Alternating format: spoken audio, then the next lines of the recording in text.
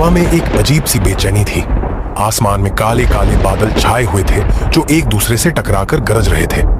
गांव के लोग अपने अपने घरों में लौट रहे थे, जैसे किसी अनजाने खतरे को भांप गए हों। मी ढल चुकी थी और शाम की ठंडी हवा मिट्टी की सौंधी खुशबू लेकर आ रही थी। ये शाम बाकी शामों से अलग थी।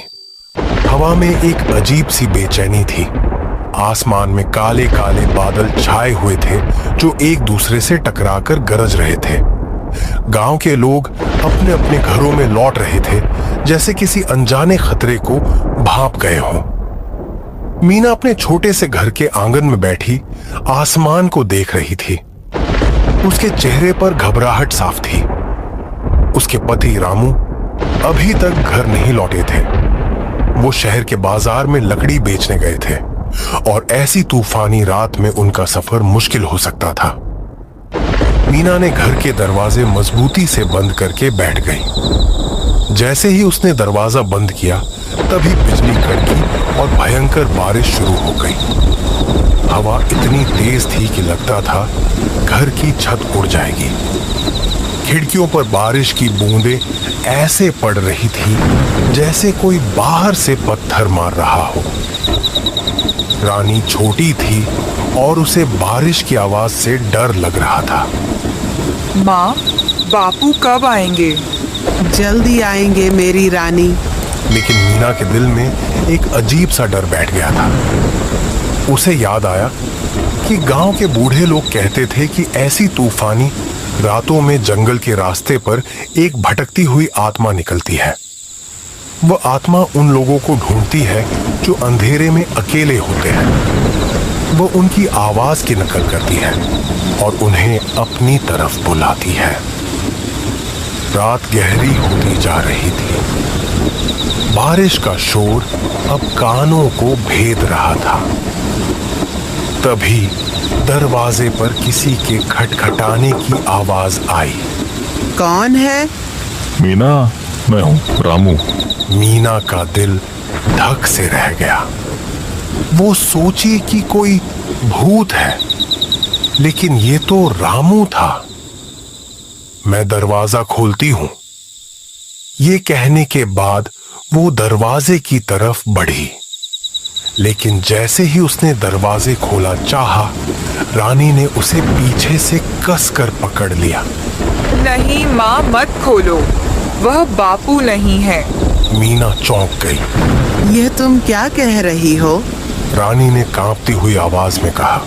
जब वो बोल रहे थे तो उनकी आवाज बहुत अजीब थी, जैसे कुएं में से आती है। मीना ने रानी की बात पर ध्यान दिया और उसका दिल बैठ गया। उसे याद आया कि गांव के लोग कहते थे कि उस भटकती आत्मा की आवाज में एक अजीब सी गूंज होती है जो किसी भी इंसान की आवाज की नकल करने के बावजूद नहीं छिपती। मीना दरवाजे से हटकर घर के एक कोने में अपनी बेटी के साथ दुबक कर बैठ गई। बाहर से आवाज फिर आई। मीना, क्या हुआ? दरवाजा खोलो, बहुत ठंड लग रही है। इस बार आवाज में थोड़ी तेजी थी। मीना ने चुप रहना ही बेहतर समझा।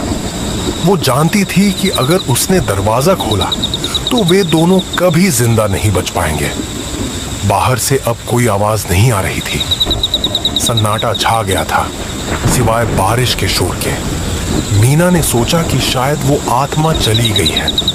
उसने रानी को देखा जो अब सो गई थी। उसने भी आंखें बंद कर लीं और भगवान से प्रार्थना करने लगी। सुबह जब उसकी आंख खुली तो बारिश थम चुकी थी। सूरज की पहली किरणें घर के अंदर आ रही थीं। मीना ने दरवाजा खोला और बाहर देखा। आंगन में कोई नहीं था। दूर से गांव के लोगों की आवाजें आ रही थीं। वह अपनी बेटी को जगाकर बाहर निकली। गांव के चौराहे पर लोग एक जगह जमा थे। मीना ने देखा कि रामू वहां खड़ा था। उसके कपड़े गीले थे और चेहरे पर एक अजीब सा भाव था। वह गांव के मुखिया को कुछ बता रहा था। रामू ने मीना को देखा और उसकी तरफ भागा। मीना, तुम ठीक हो? तुम रात में कहाँ थे? रामू ने बताया कि वो शहर से लौट रहा था। तभी तूफान शुरू हो गया। जंगल के पास उसकी बैलगाड़ी का पहिया टूट गया।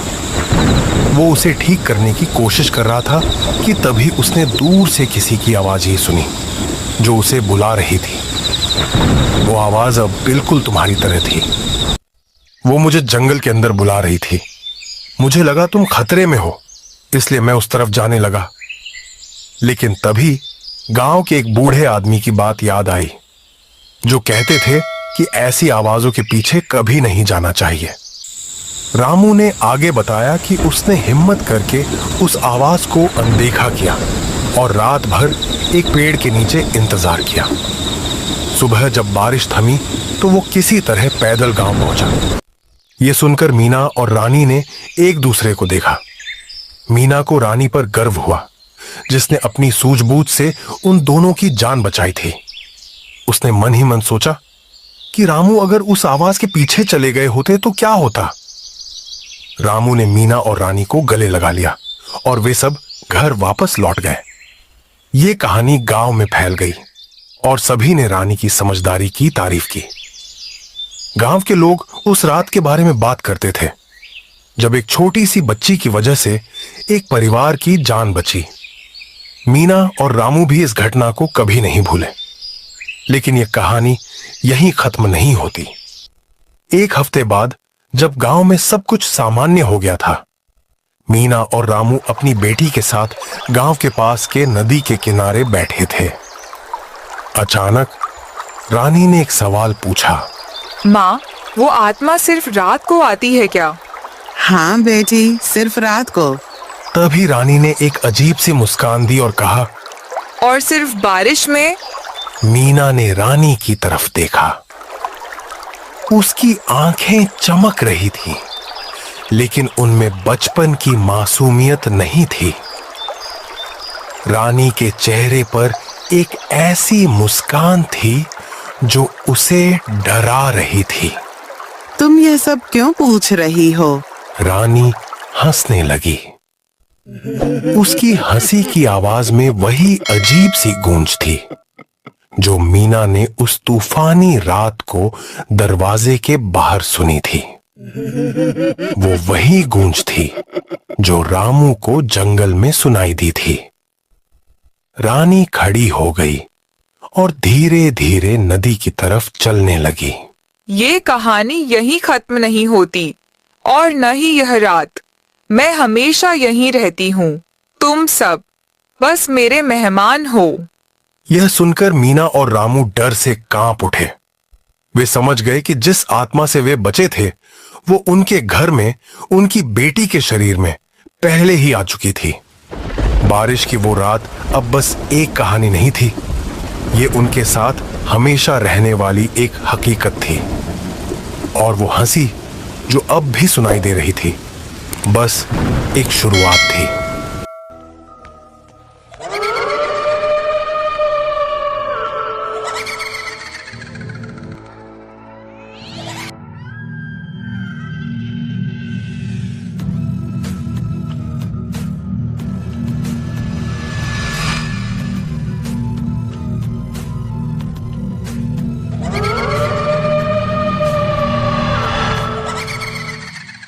गांव में लोग तेजी से गायब होने लगे थे। एक महीने में एक लड़का और 2 छोटे बच्चे लापता हो चुके थे। लोगों के बीच बस एक ही बात घूम रही थी। पुरानी हवेली वाली चुड़ैल वापस आ गई है। कहते हैं जो भी उस हवेली के रास्ते से गुजरता है वो उसे उठा ले जाती है। गांव की चाय की टपरी पर कुछ लोग बैठे हुए हैं और आपस में धीमी आवाज में कुछ गंभीर बातें कर रहे हैं, जैसे किसी अनहोनी का डर सबके चेहरों पर साफ झलक रहा हो। मुखिया जी, अब आप ही बताइए, हम क्या करें? 1 महीने के अंदर 2 बच्चे और एक लड़का गायब हो चुके हैं। मुखिया जी, हमें तो लगता है उसी हवेली वाली चुड़ैल ही सबको गायब कर रही है। पिछली बार भी एक बच्चा हवेली के पास खेलते खेलते चला गया था, फिर उसका कोई पता नहीं चला। हाँ, हमें भी ऐसा ही लगता है।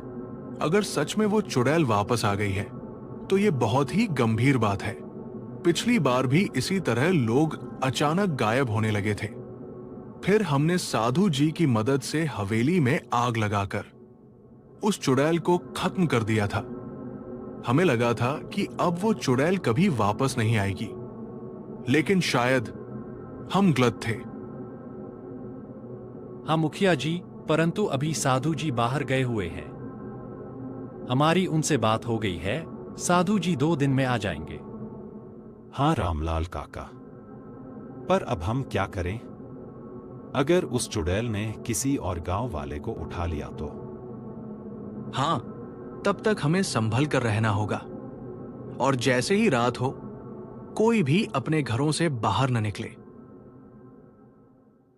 तभी शहर से आया हुआ दीपक अपने दोस्त रमेश से हैरानी भरे अंदाज में पूछता है। रमेश भाई, ये तुम्हारे गांव में क्या चल रहा है? लोग किस बारे में बातें कर रहे हैं? अरे दीपक भाई, हमारे गांव के लोग एक एक करके गायब हो रहे हैं। लोग मानते हैं कि हवेली वाली चुड़ैल उन्हें ले जा रही है। अच्छा, तो तुम भी क्या इस बात को सच मानते हो? मुझे तो ऐसा नहीं लगता। ये किसी चोर डाकू का काम लग रहा है जो बच्चों को उठा रहा है और चुड़ैल की अफवाह फैला रहा है। तुम्हें पता है वो हवेली कहाँ है? हाँ, वो तो गांव के पीछे ही है। तो हम कल रात उस हवेली में जाकर देखेंगे कि क्या ये बात सच है। नहीं भाई, हमें वहां नहीं जाना चाहिए। अरे भाई, देखकर आने में क्या है? रमेश मान जाता है और वो दोनों अगले रात में जाने का फैसला करते हैं। दीपक भाई, मुझे डर लग रहा है। क्या आप सच में जाकर देखना चाहते हैं? हाँ, अब चलो, कुछ नहीं होगा।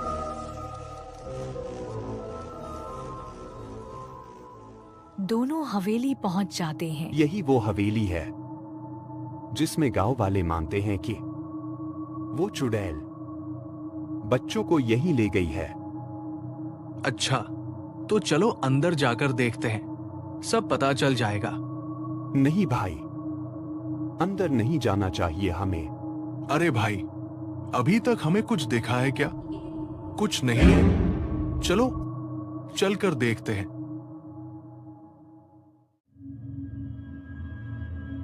भाई अंदर तो आ गए, अब क्या करें?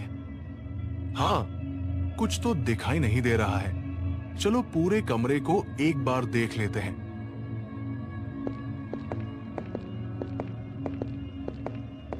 दोनों सभी कमरों को ध्यान से देखने लगते हैं।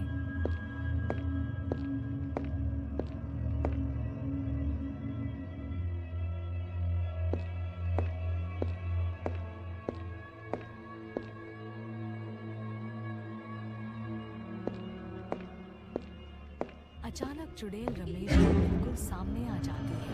रमेश की चीख दीपक भागते हुए उसके पास जाता है।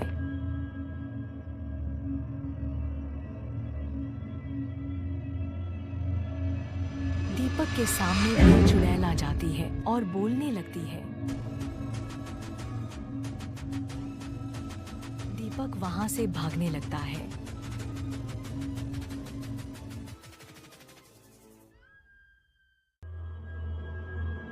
दीपक हाफती आवाज में उन्हें सब कुछ बताने लगता है।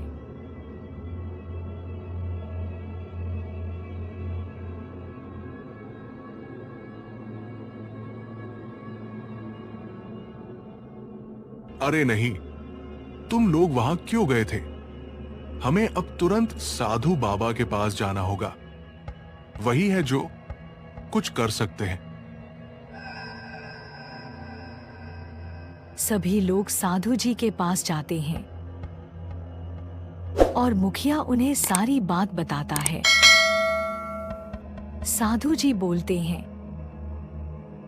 हाँ, मुझे पता है, लेकिन मैं उस चुड़ैल को अपनी सिद्धियों से सिर्फ रोक सकता हूं। उसका अंत करने के लिए तुम में से किसी एक को उस हवेली में जाना होगा। मैं यहां बैठकर उस चुड़ैल को एक घेरे में बांध कर रोकूंगा और उसी दौरान हवेली में जाकर उस चुड़ैल की एक गुड़िया होगी, उसे नष्ट करना होगा। जैसे ही वो गुड़िया नष्ट होगी, चुड़ैल भी जलकर खत्म हो जाएगी।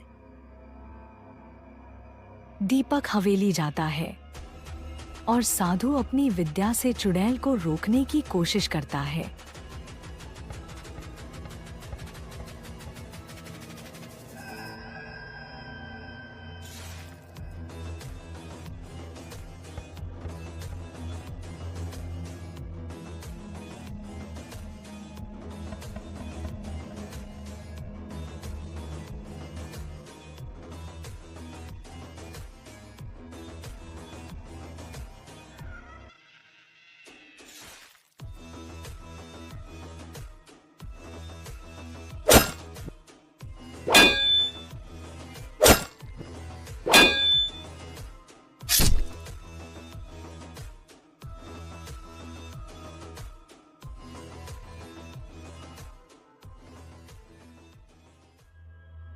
तो आपको यह कहानी कैसी लगी?